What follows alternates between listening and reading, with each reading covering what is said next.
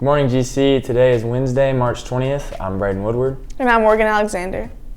The deadline to register for classes next year is this Friday. That means you have to complete both steps of registration. Number 1, putting the classes in Infinite Campus. Number 2, turning in the registration sheet to your SOAR teacher. Talk to them if you have any questions. The quicker you get this registration done, the more likely you have to get the classes you want. Also, if you don't put the forms in by this Friday, they are considered late.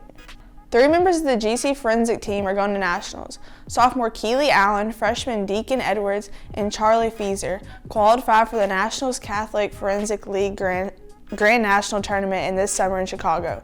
They will be the first team from Graves County to compete in Nationals in over a decade. Congratulations to them for this awesome achievement. Do you have a special talent that makes you unique?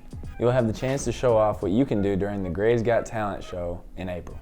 Here's what you need to know. You'll have to audition for the show.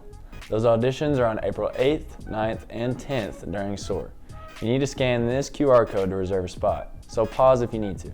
The actual show is on Monday, April 22nd. All applications are due by April 1st. Students and staff can enter. The library is closed today. That's because students will be completing end-of-program testing through the rest of the week.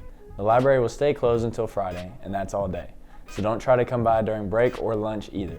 The library will reopen on Monday after end-of-program testing wraps up. And speaking of end-of-program testing, that continues today. We've told you before that anyone who passes and gets a certification will get an off-campus lunch, and those stack for anyone who has to take more than one. You're probably tired of us talking about it, but here's the info in case you forgot. EOP testing is for students who have earned 2 or more credits in a career and technical education pathway. This applies to any student, not just one in those specific pathways.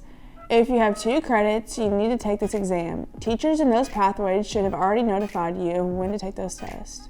Hey Woody, who do you have winning March Madness this year? And just like fantasy football earlier this year, there's a bracket challenge your SOAR class can join. The Climate and Culture Committee is sponsoring the challenge. Fill yours out with your SOAR class, and the winner will get pizza and drinks. Your bracket needs to be ready to go today. Ms. Saltzman sent an email with the link to sign up. Even if you don't know anything about college basketball, you should sign up anyway. Mr. Potts is also hosting a faculty bracket challenge. He sent an email with the information about that last night. It's $10 to enter that bracket challenge. Email him if you have any questions. Again, this one is for faculty only. The SOAR Class 1 is free and open to anyone who wants to join. Teachers, you need to check the living calendar in your email for information about students who need to complete the ACT demographics. Those lists will be differently each day. Those students need to be sent to the Performing Arts Center at 10:45. Ms. Duke has been sending out those emails. Make sure you're sending the students who need to complete that process. Do you need to study for the ACT? Review sessions continue this afternoon. Today's workshop is with Miss Delaney upstairs in the Sedalia hallway. Wednesday is reading and English with Mr. McNeely in the Fancy Farm hallway. These sessions start at 3:15. Get your prom tickets today. They are $30 per person. The actual prom is on April 20th at the Commonwealth Event Center in Paducah, Kentucky. The prom permission forms are on the blue desk by the front office. You can get your prom tickets during lunches at the table by the office. Lunch for today is chicken nuggets. Sides of fries, mashed potatoes, gravy, side salads, rolls, and dipping sauce. You can also get cheese sticks, sandwiches, and burgers. And now to weather with Hayden. Poppin' GC, it's Hayden with your weather. Today is going to have a high of 66 and a low of 41. Tomorrow will be about the same with your high being 63 and your low being 38. Friday will have a 40% chance of rain with a high of 69 and a low of 44.